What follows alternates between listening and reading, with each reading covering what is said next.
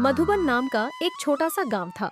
मिट्टी की सौंधी, खुशबू और सादगी से भरा, लेकिन अपने खाने पीने के शौकीन लोगों के कारण दूर दूर तक मशहूर था।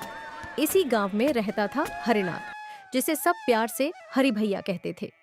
हंसमुख स्वभाव, सबसे मुस्कुराकर बात करने वाला और जरूरत पड़ने पर बिना पूछे मदद करने वाला इंसान। हरि भैया की सबसे बड़ी पहचान था उनका मशहूर ठेला मछली फ्राई और मछली पकौड़े वाला। उनके बेसन का मसाला इतना अलग और लाजवाब था कि जो एक बार खा ले बार बार आने पर मजबूर हो जाए। रोज दोपहर 1 बजे जैसे ही उनका ठेला खुलता, चौराहे पर भीड़ उमड़ पड़ती। अरे कमलेश, जरा संभाल के, तेल का छींटा ना लग जाए, आज भीड़ बहुत ज्यादा है। हाँ हरी भैया, लेकिन एक बात पूछूं? ये मसाले का राज बता दो ना, मुझे भी बनाना आ जाए। अरे ओए, ये मसाले का राज आज तक मैंने किसी को नहीं बताया, अपनी माँ को भी नहीं बताया। तू क्या जानेगा? भैया, आपके मछली पकौड़े तो ऐसे लगते हैं जैसे मछली है ही नहीं, बस स्वाद का तूफान है। सही कहा यार। हरी, सच सच बता, तू ये मछली कहाँ से लाता है? कहीं समंदर से सीधा तो नहीं? अरे कमलेश भाई, मैं भी बाजार से ही लाता हूँ। फर्क बस इतना है कि मैं हमेशा ताजा मछली लेता हूँ और हाँ, प्यार से पकाता हूँ, इसलिए स्वाद अपने आप आ जाता है। वाह, यही वजह है कि तुम्हारे हाथ का खाना खाकर मन खुश हो जाता है। तेल की महक पूरे चौराहे में फैल रही थी। सुनहरे करारे पकौड़े प्लेट में सजते और लोग उन्हें खाते हुए तारीफों की बौछार कर देते। हरि भैया ग्राहकों की बातों से खुश थे, लेकिन मन के किसी कोने में एक चिंता छिपी थी। घर लौटते ही बीमार माँ का सामना करना था।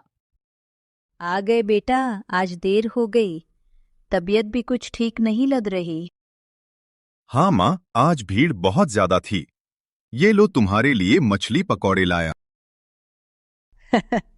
मुझे पता है, मेरे बेटे का स्वाद पूरे गांव को दीवाना बना रहा है, लेकिन अपना भी ध्यान रखा कर। माँ, तुम ठीक हो जाओ, फिर मैं तुम्हें और भी अच्छा बनाकर खिलाऊंगा। वैसे आज एक आदमी पूछ रहा था, हरि का राज क्या है?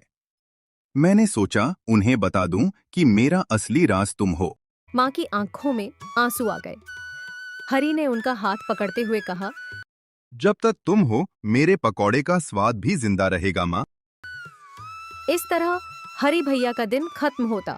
धूप, मसालों की खुशबू, लोगों का प्यार और माँ की दुआओं के साथ अगले दिन हरि ने हमेशा की तरह दोपहर को अपना ठेला लगाया।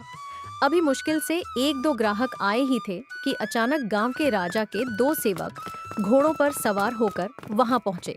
सब लोग चौंक गए। ठेले के पास हलचल मच गई।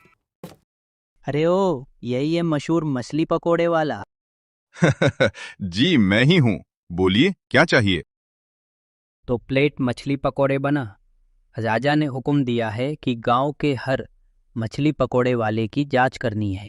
हरि ने चुपचाप तेल गर्म किया और अपने खास मसाले में लिपटी मछली कढ़ाई में डाली।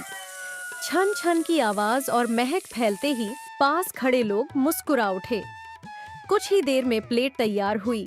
दोनों सेवकों ने पकोड़े मुंह में डाले और तुरंत आंखें चमक उठी। वाह, ये तो कमाल है। ऐसा स्वाद तो हमने कहीं नहीं चखा। सच कहा, लगता है असली विजेता हमें मिल गया। सुनो, हरि राजा ने कहा है कि जो सबसे अच्छी मछली पकौड़े बनाएगा उसे महल में ले आना। हमें तुम्हारी मछली सबसे अच्छी लगी। जी धन्यवाद, पर मैं महल जाकर करूंगा क्या? मेरा काम तो यही लोगों को खिलाना है। ये तो तुम्हें महल पहुंचकर ही पता चलेगा। राजा का आदेश टालना आसान नहीं है। पर आज तो मैं आ नहीं पाऊंगा। मेरी मछली पकौड़े अभी बिकी नहीं हैं। अगर रह गई तो खराब हो जाएगी। कल सुबह आ जाऊंगा, ठीक है? तुम्हारी मर्जी, लेकिन कल जरूर आना। राजा का इंतजार करना ठीक नहीं होगा। इतना कहकर दोनों सेवक महल की ओर निकल गए। भीड़ में खड़े लोग आपस में बातें करने लगे। अरे हरी, अब तो तू राजा का रसोइया बनने वाला है, फिर हमें कौन खिलाएगा? हाँ भाई, कल से हमारे हिस्से की मछली पकौड़े कहाँ मिलेगी? अरे ऐसा कैसे हो सकता है?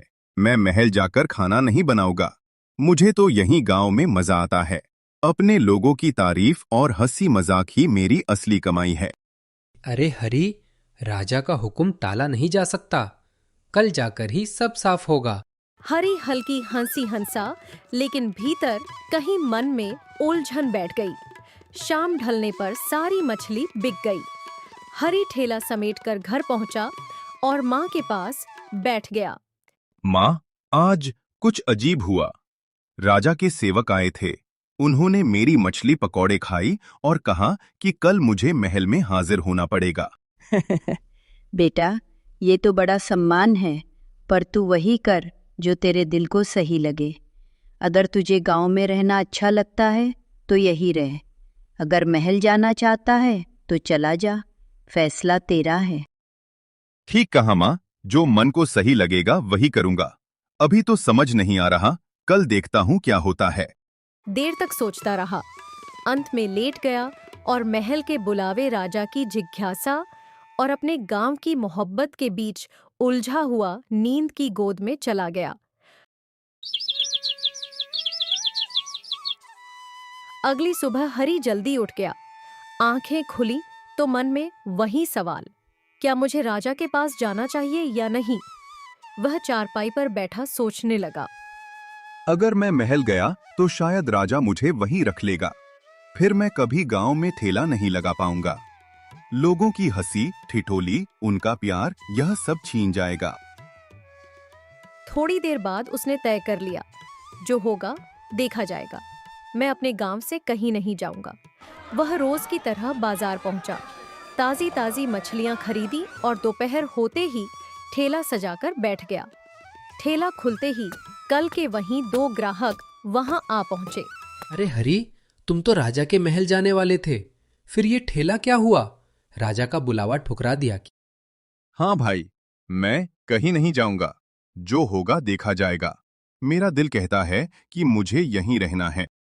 इतना कहते ही राजा का एक सेवक गुस्से से वहां आ पहुंचता है। रघु, हमने कल साफ कहा था कि आज तुम्हें महल पहुंचना है, फिर भी तुम यहाँ ठेला लगाए बैठे हो। सुनो भाई, जाकर राजा से कह दो कि मैं महल में काम नहीं कर सकता। अगर महाराज को मेरे हाथ की मछली फ्राई खानी है तो यहाँ आकर खाएं, या फिर तुम रोज ले जाया करो। सिपाही का चेहरा गुस्से से लाल हो गया और वो बौखला गया। ये तुम्हारी बहुत बड़ी गलती है, इसका अंजाम बहुत बुरा भुगतना पड़ेगा। इतना कहकर वह महल की ओर निकल गया। लोग सहम गए, पर हरी ने लंबी सांस लेकर अपने आप को संभाला। उसी समय गांव के एक बूढ़े बुजुर्ग बाबा ठेले के पास आकर खड़े हो गए। हरी बेटा, चिंता मत कर। हमारे राजा दिल के बहुत अच्छे हैं। अगर तू सही है तो वो तेरा साथ देंगे। धन्यवाद बाबा, मैं ठेला यही लगाऊंगा। अब जो होगा देखा जाएगा। अच्छा, अब मुझे एक प्लेट गर्मा गर्म मछली पकौड़े दे। हरी हंस पड़ा और तुरंत सबको पकोड़े परोस दिए। इसी बीच एक छोटा बच्चा ठेले पर आया।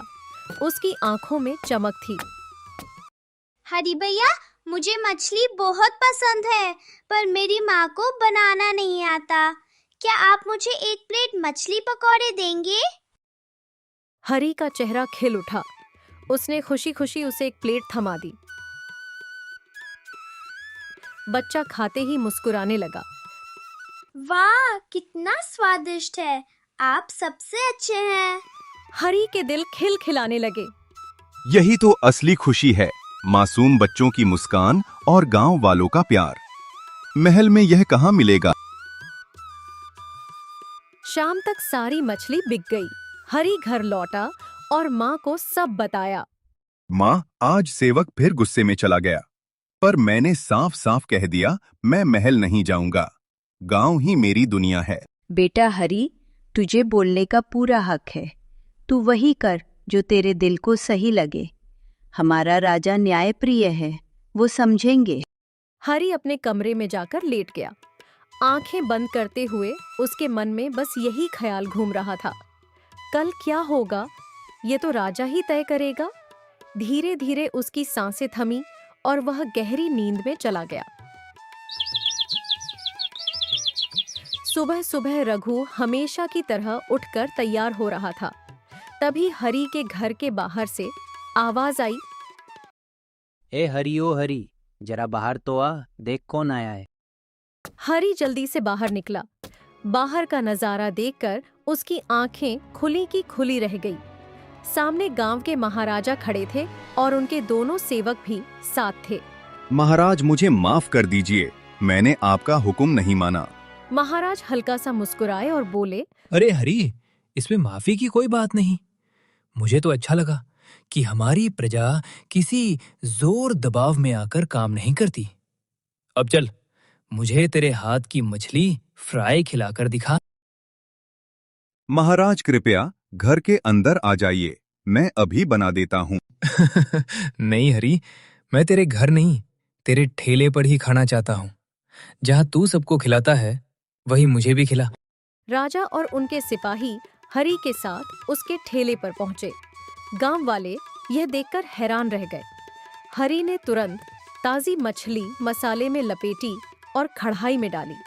तेल में छन छन की आवाज और महक फैलते ही राजा ने उत्सुकता से कहा, वाह, कितनी सुगंध आ रही है। अब तो मेरे मुंह में पानी आ रहा है। कुछ ही समय में गर्मा गर्म मछली और पकोड़े प्लेट में सजकर राजा के सामने रखे गए। राजा ने पहला टुकड़ा खाया और आंखें चमक उठीं। अरे, आज तक मैंने इतनी स्वादिष्ट मछली पकौड़े नहीं खाई। तेरे हाथों में तो वाकई जादू है हरी। धन्यवाद महाराज, यह तो आपके आशीर्वाद का फल है। अब से हम हर रोज तेरे ठेले से मछली पकौड़े मंगवाएंगे। तू महल आने की चिंता मत कर। तू यही रहकर अपने गांव वालों को भी खुश रख और हमें भी। हरी के चेहरे पर खुशी की चमक थी। जल्दी घर लौटा और माँ को सारी बातें बताई। माँ, आज राजा खुद आए थे और बोले कि वे रोज मेरे ठेले से ही खाना लेंगे। मैंने कहा था ना बेटा, हमारा राजा बहुत दयालु है। देख, तेरे मन की बात भी पूरी हुई और राजा भी खुश हो गए। हरी माँ के पास बैठ गया। उसके दिल में गहरी शांति थी। अब उसे पता चल गया था कि असली खुशी महलों में नहीं, बल्कि अपने गांव के ठेले, अपने लोगों और माँ की मुस्कान में है। और इस तरह हरी का ठेला सिर्फ गांव वालों के लिए नहीं, बल्कि राजा की भी पहली पसंद बन गया। दोस्तों, इस कहानी में हरी नाम यूज किया गया है। अगर आप लोगों का भी नाम से कहानियां बनवानी है तो कमेंट में अपना नाम लिखें।